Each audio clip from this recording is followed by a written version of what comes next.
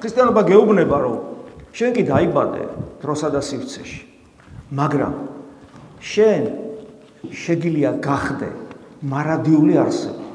ეს რას ნიშნავს? მარადიული არსება მას კი არ ნიშნავს, რომ იცოცხლო 1000 წელი, მერე კიდე 1000, მერე მილიონი წელი, მარადისობა ნიშნავს დროის მიღმიერ ცხოვრებას, ეს არის ტრანსცენდენტული ყოფიერება, რომელშიც მხოლოდ ღმერთია.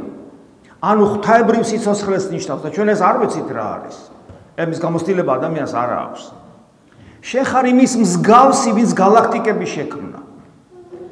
მეცაც ვიტყვით, შენ გაქვს ბუნება, რომელსაც ღმერთი აძლევს ღვთის ტაძრის სტატუსს. და ღმერთი, რომელმაც გალაქტიკები შექმნა, მამაძე და სულიწმინდა. სწორედ ის ღმერთი შემოვა შენს მისტიკურ სიღრმეში. შენ ხარ არსება, რომელსაც მისტიკური სიღრმე აქვს. აი, ცხოველს არ აქვს მისტიკური სიღრმე. ცხოველი არის სამგანზომილებიანი სხეული აქვს, ხო? სიგრძე, სიგანე და სიღრმე და მორჩა.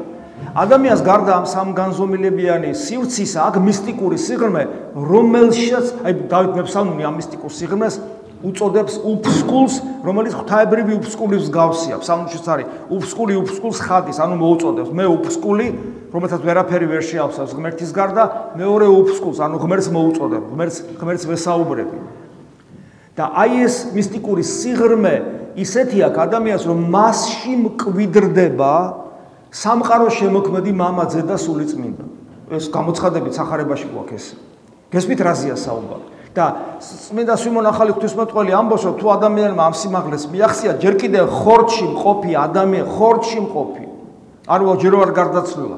ჯერ კიდევ ხორცში მყოფი ადამიანის შინაგანი სამყარო, გული, ხან არის შუამუცელი. შუამუცელი და გული სინონიმებია. ეს ნიშნავს რომ ადამიანის მისტიკურ სიღრმეს და არა ანატომიურ გულს.